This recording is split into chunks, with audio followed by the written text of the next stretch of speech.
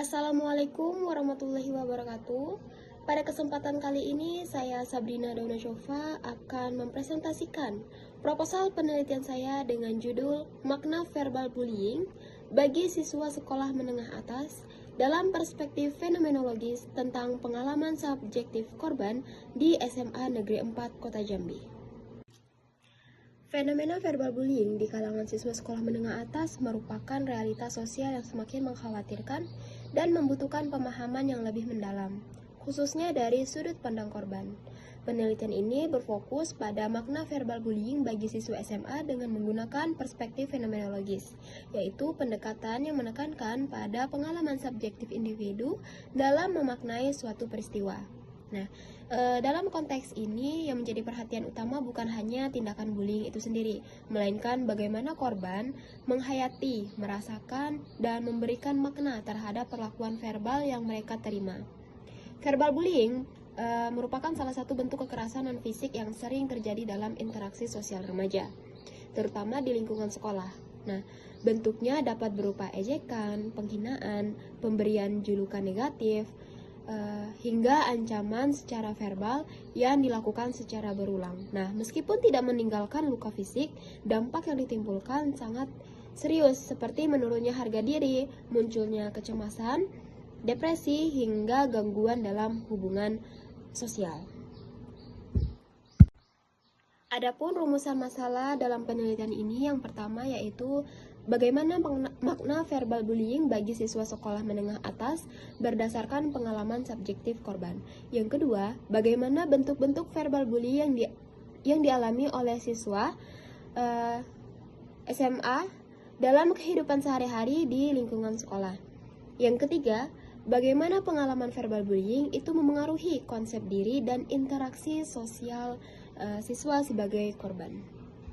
Adapun tujuan penelitian yang pertama yaitu untuk memahami dan mengungkap makna verbal bullying bagi siswa sekolah menengah atas berdasarkan pengalaman subjektif korban.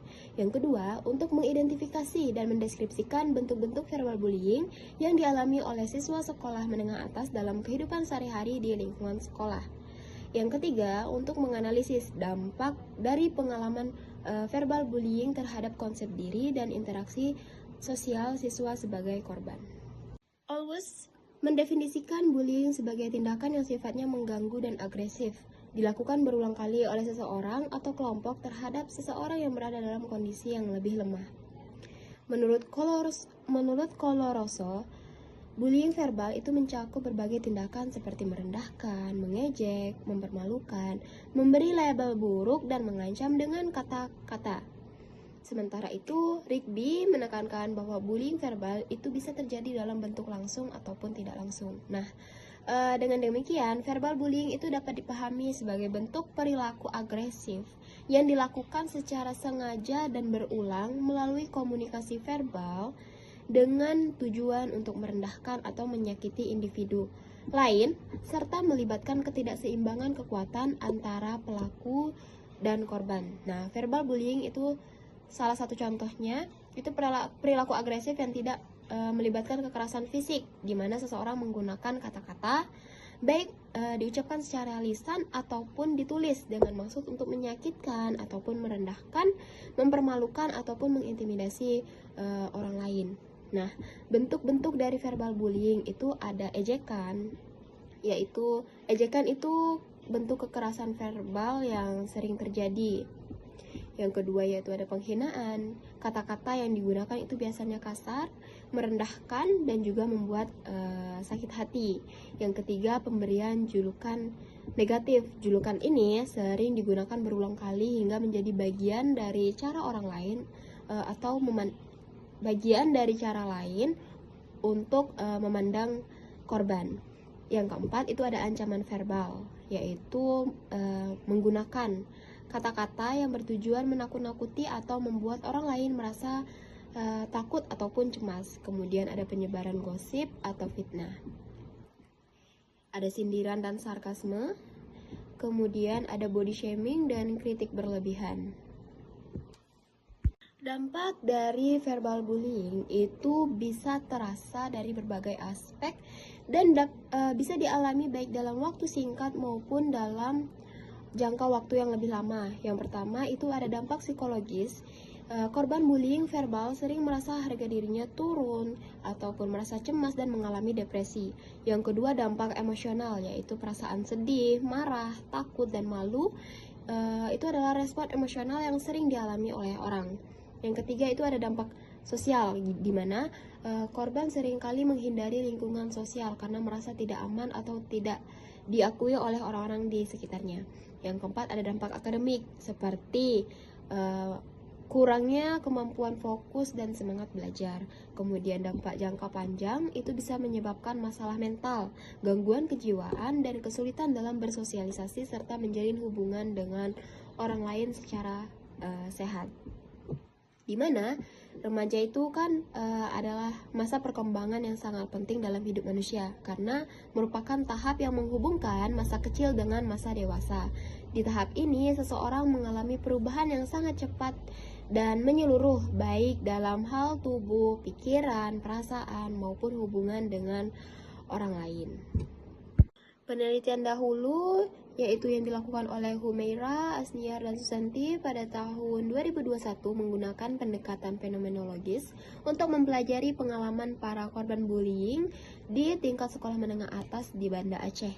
Nah, hasil penelitian itu menunjukkan bahwa korban mengalami dampak psikologis seperti trauma, kecemasan, dan cenderung menarik diri dari lingkungan sosial. Selain itu, korban juga membangun berbagai cara untuk menghadapi tekanan yang dialaminya. Nah, di penelitian ini itu lebih fokus pada aspek cara mengatasi masalah dan belum secara rinci membahas makna verbal bullying dari sudut pandang individu secara mendalam. Metode penelitian yang digunakan pada penelitian ini yaitu dengan jenis pendekatan kualitatif. Pendekatan kualitatif adalah metode penelitian yang digunakan untuk memahami fenomena sosial dan hal-hal yang berhubungan dengan manusia secara mendalam. Metode ini berfokus pada eksplorasi makna, pengalaman, serta sudut pandang yang dimiliki oleh individu-individu yang terlibat. Dalam penelitian kualitatif, seseorang itu dianggap sebagai pihak yang aktif dan mampu memahami serta mengartikan pengalaman yang dialaminya. Untuk pendekatan fenomenologi, pendekatan yang digunakan untuk memahami pengalaman hidup individu secara mendalam. Dalam penelitian ini, pendekatan fenomenologis digunakan untuk menggali bagaimana korban verbal bullying merasakan, memahami, dan memberi makna terhadap pengalaman yang mereka alami. Untuk lokasi dan subjek penelitian, peneliti memilih lokasi yaitu di SMA Negeri 4 Kota Jambi dengan cara purposif, yaitu mempertimbangkan hubungan yang relevan terhadap topik utama penelitian. Nah, lokasi penelitian ini dipilih karena di sana adanya tanda-tanda atau fenomena perundungan verbal yang terjadi di antara para siswa. Ini menjadi dasar penting untuk memahami pengalaman sebenarnya dari korban. Yang kedua, dalam penelitian ini menggunakan metode pengambilan sampel, yaitu menggunakan teknik purposive sampling, yaitu memilih peserta berdasarkan kriteria tertentu yang relevan dengan tujuan penelitian. Informan dalam penelitian ini dipilih karena mereka dianggap memiliki pengalaman langsung mengenai fenomena yang diteliti, yaitu bullying verbal. Teknik pengumpulan data yang peneliti gunakan yang pertama yaitu observasi, pengumpulan data dengan melakukan pengamatan langsung terhadap suatu objek selama periode tertentu untuk mencatat secara sistematis hal-hal yang diamati.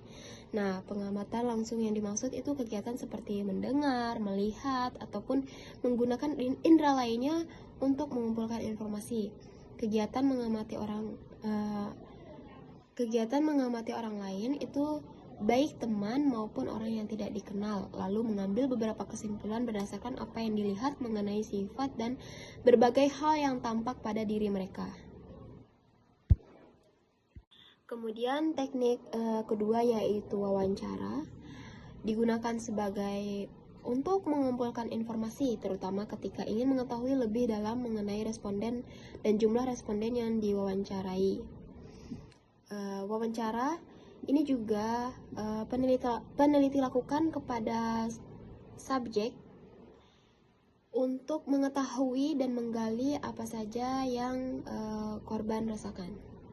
Untuk teknik analisis data, peneliti menggunakan yang pertama yaitu ada reduksi data, di mana reduksi data adalah langkah pertama dalam menganalisis data yang bertujuan untuk menyaring informasi yang penting serta mengeluarkan data yang tidak relevan sehingga membantu peneliti memahami fenomena yang diteliti dengan lebih mudah. Yang kedua, penyajian data, yaitu setelah data dianalisis dan disederhanakan, langkah berikutnya adalah menampilkan data tersebut.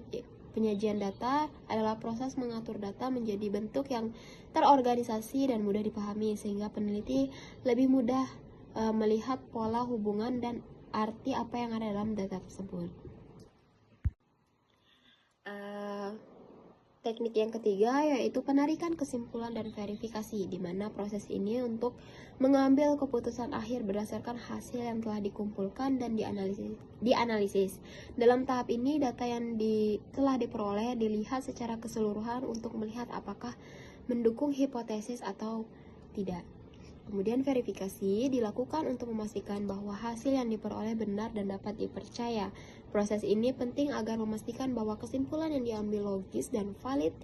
Tahap terakhir dalam menganalisis data kualitatif adalah menyimpulkan hasil dan memverifikasi kebenarannya. Kemudian yaitu ada keabsahan data, yaitu yang pertama triangulasi sumber, yaitu membandingkan data hasil wawancara dari beberapa informan, kemudian melihat kesesuaiannya, kemudian membandingkan data hasil wawancara dengan hasil observasi.